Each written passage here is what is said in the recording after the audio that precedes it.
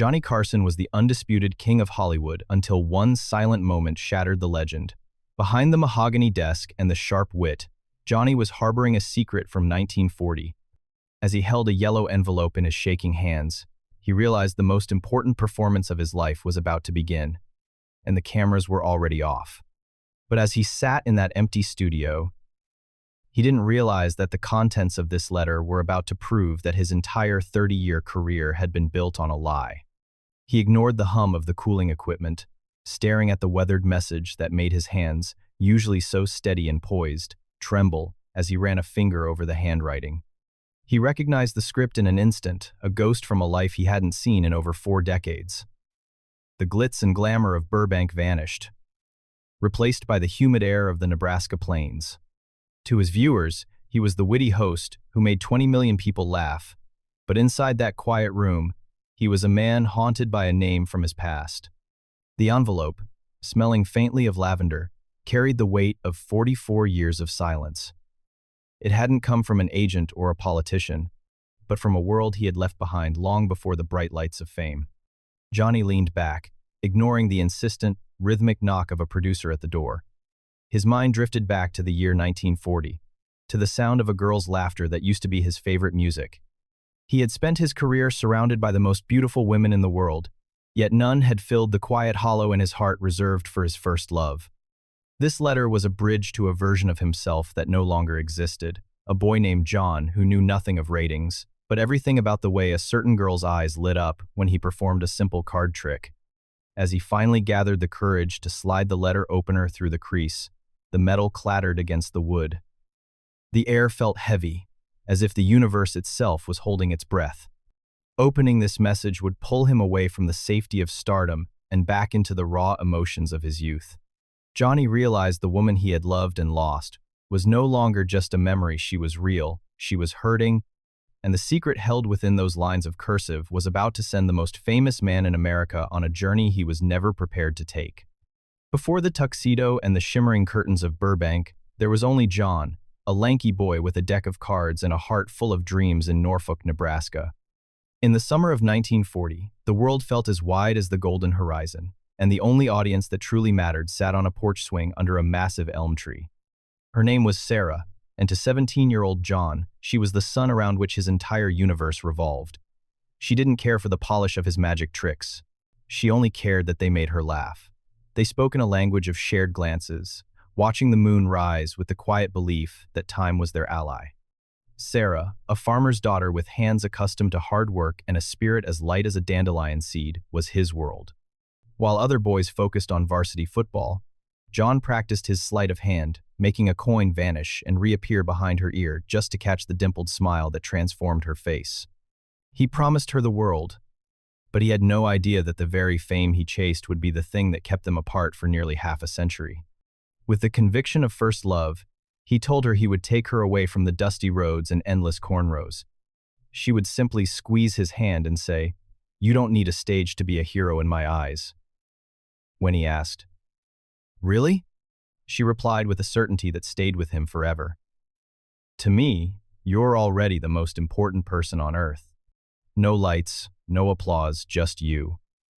They shared their first kiss behind the old grist mill as fireflies danced, a bond that felt unbreakable even as the dark clouds of global conflict gathered. "I think the stars knew we'd find each other," he whispered. "Maybe they were just waiting for us to notice," she laughed. But the world has a way of taking away the plans of youth. Their peace shattered when draft notices arrived in every mailbox across the county. As the weight of the unknown settled over their final weeks like a heavy fog, they sat in the meadow watching one last moonrise. He promised to find his way back to her, but Sarah's eyes were filled with a devastating sense of loss. She handed him a small silver locket with a lock of her hair inside a tiny anchor to keep him grounded at sea. When the train pulled out the next morning, steam obscured her face, and the world simply moved too fast for one last glimpse. John returned from the service to an empty town. Sarah's family had lost the farm, and she had vanished without a trail. He spent the next 4 decades building a kingdom of laughter, yet every time he looked out at a crowd, he was secretly searching for a face that had been gone for 44 years. Johnny Carson was about to discover a secret that would reframe every single night of his 30-year career. If you want to make sure you never miss a moment of these powerful, hidden stories of the legends we love, please take a second to subscribe and join our family of storytellers. Johnny Carson could summon the world's elite with a single call, yet the one person he truly needed was a ghost haunting his memory. Sitting in his private office, surrounded by the gold records and awards that defined his legendary career, he realized that all the influence in Hollywood could not buy the peace he had lacked since 1944. He picked up the telephone and dialed a man who specialized in finding people who didn't want to be found. Johnny's voice, usually sharp and melodic, was a low whisper as he provided the only details he had: a name, a high school, and the fading image of a girl who had once been his entire world. But there was one more thing: a hand-carved wooden token found in a box of Nebraska mementos anonymously mailed to him a year prior. It was a clue. The investigator's search would eventually uncover a secret so heartbreaking that it would change the way Johnny viewed every success he had ever achieved. For weeks, the investigator combed through archives and marriage licenses, hitting a devastating dead end in Omaha before following a trail deeper into the Midwest. Back in Burbank, Johnny found himself unable to focus on his nightly monologues. Every time the phone rang, his heart skipped a beat, a cocktail of hope and terror at what might be discovered. He began to wonder if he was chasing a phantom, or if Sarah had passed away years ago, leaving him as the sole keeper of their shared history. Walking through the empty studio at night, he realized that despite the millions who watched him, he had never felt more alone than in the silence of this search. His legendary patience wore thin as he feared Sarah might not even remember the boy who did card tricks, or that her life had been so difficult that his memory was a burden rather than a blessing. He spent his nights staring at the silver locket in his top drawer, wondering if a lock of hair was all that remained of her promise. Then, on a rainy Tuesday afternoon, the call finally came. "Johnny," the investigator said, his voice somber, "I've found her." Johnny's hand tightened around the receiver until his knuckles turned white. "Is she well?" The investigator paused, the silence heavy. "I need to warn you. The Sarah you remember from the cornfields is not the woman you will find at the end of this journey. She wasn't in a penthouse, but tucked away in a corner of the country the lights of fame never reached." Johnny listened to the description of a life of quiet struggle and immense dignity, a woman who had weathered life's storms without ever asking for a way out. "And you think she'll even want to see me?" he asked, his voice barely audible. The investigator handed over a grainy photograph and a wrinkled slip of paper with an address at the edge of a forgotten highway. "That's for you to decide," he said. The photograph trembling in Johnny's hand did not show a woman of leisure or the polished elegance of a socialite. It revealed a world of chipped paint, gravel lots, and the heavy burden of grueling labor. The address led to a lonely stretch of highway where the wind never seems to stop blowing. There, nestled between a rusted gas station and an endless field of winter wheat, sat a weather-beaten diner with a flickering neon sign that hummed with a low buzz and simply read, "Eats." This was where Sarah spent her days, carrying heavy trays and mopping floors long after the sun had gone down. Johnny sat in the back of his darkened car, staring at the small building, his mind intercutting this rusted reality with the shimmering, golden cornfields of his memory. He was the most famous man in America, but as he watched her from the shadows, he realized he was the one who had been living in a fantasy while she had been surviving the truth. He looked down at his own manicured hands and the gold watch on his wrist, then back at the woman on the porch who had worked until her bones ached. He had imagined 1,000 lives for Sarah, but never the stark, lonely reality of a woman weathered by the seasons. The investigator had explained that she had worked at this diner for nearly 3 decades, arriving at 5 every morning to brew coffee and bake pies, a pillar of a community that barely knew her name. Far removed from the glittering world Johnny had built, she lived in a small, rented room, her life reduced to the simple rhythm of survival. As he watched, the diner door swung open and a woman stepped out to shake out a rug.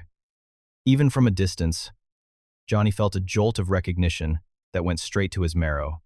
It was the way she moved, a certain graceful tilt of the shoulders that the years could not take away. Her hair was now a striking silver, pulled back in a practical knot, her face bearing the deep lines of a life spent in the sun and cold. She was the prom queen who had traded her crown for a white apron. A woman who had faced the world alone, without complaint. The king of late night felt smaller than he ever had, realizing the girl he had promised to protect had been left to fight her battles entirely on her own. This shock cleared away the last of his celebrity ego, leaving only the raw, aching need to make things right. If this journey into the hidden heart of a legend has moved you, please take a moment to leave a comment below. Tell us about a person from your past you wish you could see just one more time. The bell above the diner door let out a lonely, metallic chime as Johnny stepped out of the biting wind and into the scent of burnt coffee and floor wax. He pulled his hat low, his heart hammering against his ribs like a trapped bird. He took a seat at the far end of the counter on a stool with a cracked vinyl seat that hissed as he sat down, staring for a long moment at his reflection in the back of a polished spoon. Inside, the air was thick with the rhythmic sounds of a life spent in service, the scrape of a spatula, the gurgle of a percolator, and the steady footsteps of the woman approaching from the kitchen. Sarah walked toward him with a grace that 4 decades of hard floors could not extinguish, her eyes focused on her order pad.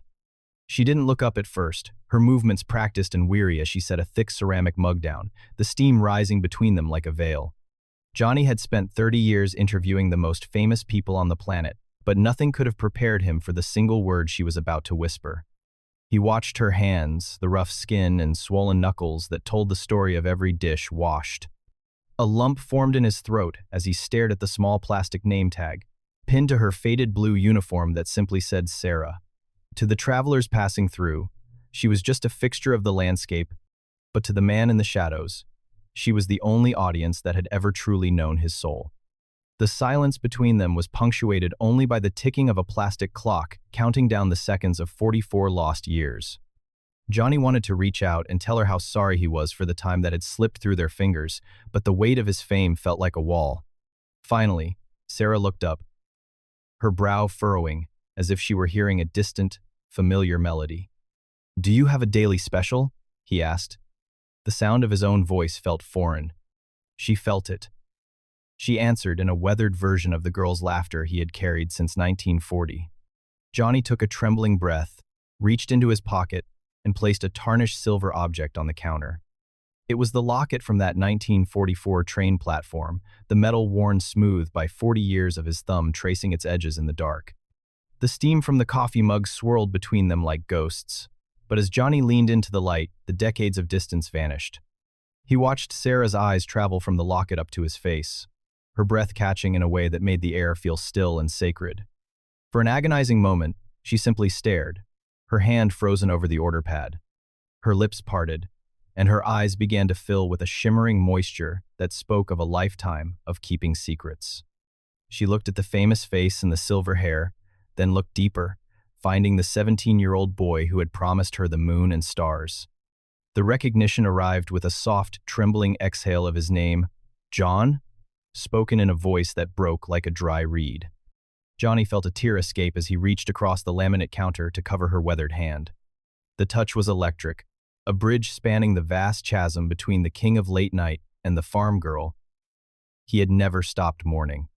He whispered a secret phrase from their youth, a joke about a failed magic trick, and the wall of her composure finally crumbled. Sarah didn't see a celebrity. She saw her John, the boy who had carried her locket through the fire of fame to bring it back to the only place he belonged. The truckers and the highway were forgotten, reduced to mere static.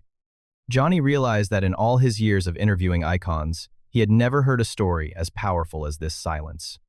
He saw the questions in her eyes, the "where have you been" and "why did you stay away?" And he knew the answers would be the most beautiful things he would ever say. Sarah's fingers traced the locket's edges as if she feared it might turn to dust. She looked at him with a mixture of joy and ancient sorrow, realizing the man who had the world at his feet had spent his life looking for the girl who had nothing but her dignity. If this story of a love that refused to be forgotten has touched your heart, please share this video with someone who needs to be reminded that it is never too late to find your way home. The question hung in the air like a heavy mist, a 44-year-old mystery that had kept Johnny Carson awake in the quiet hours after his show for half a lifetime. As they sat in the back booth of the dim diner, Sarah's hands remained clasped around the silver locket.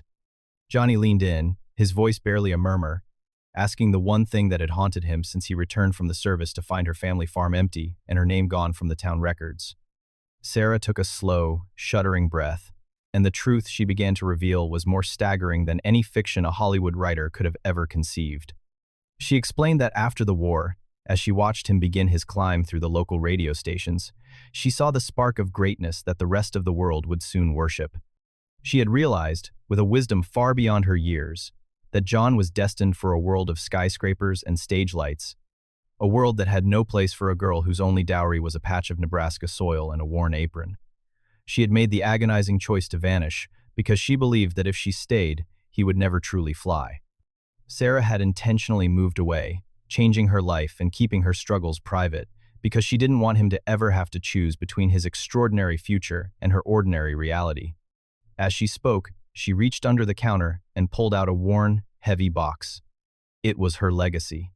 Johnny watched with bated breath as she opened it. First, she pulled out a dried wildflower, the one from the meadow they once shared. Next, a yellowed newspaper clipping from a tiny local paper, announcing his very first broadcast. Finally, she revealed the true weight of her silence. A massive, staggering tower of every television guide, published from 1962 to 1984. Johnny reached out and touched a copy from May 1978.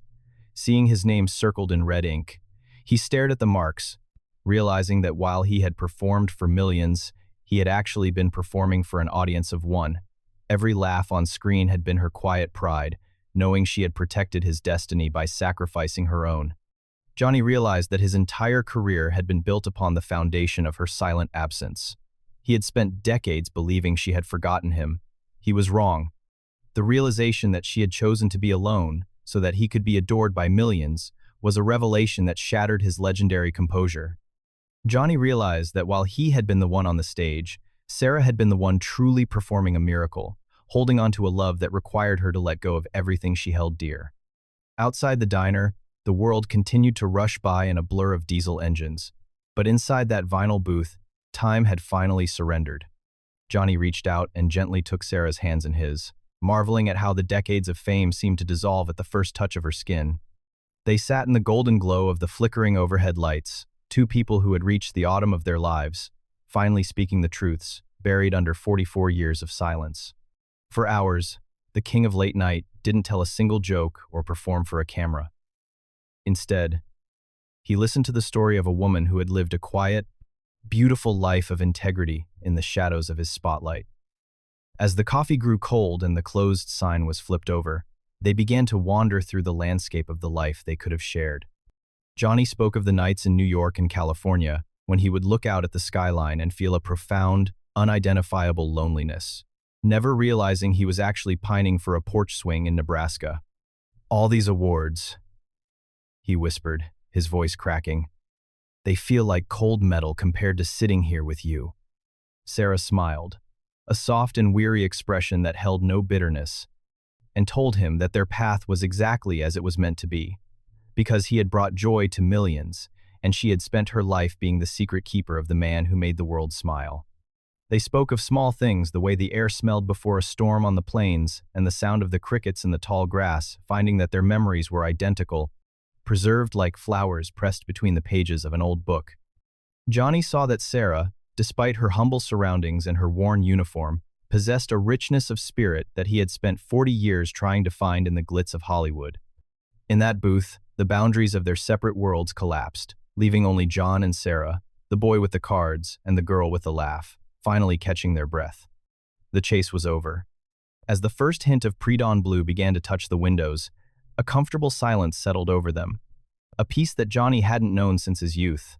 He looked at the woman who had sacrificed her own happiness for his career and felt an overwhelming sense of gratitude that washed away the guilt of the years. They weren't just two old friends catching up. They were two halves of a whole that had finally found their way back to the center, realizing that while the past was gone, the present was a gift they still had the power to open. Johnny knew that the what-ifs no longer had any power over him, because he was exactly where he was supposed to be, sitting in a roadside diner with the only person who had ever seen his true face. As the morning light began to creep across the dusty linoleum floor, Johnny knew that his time in this sanctuary was drawing to a close. He stood up slowly, the joints of his knees protesting the long hours spent in the booth, and he looked at Sarah with an intensity that seemed to pull all the love of the last 44 years into a single gaze. He knew he couldn't simply take her back to California, as their lives were now two different rivers that had carved deep canyons into the earth. But he refused to let her spend another day worrying about the cost of her rent or the repair of a leaking roof.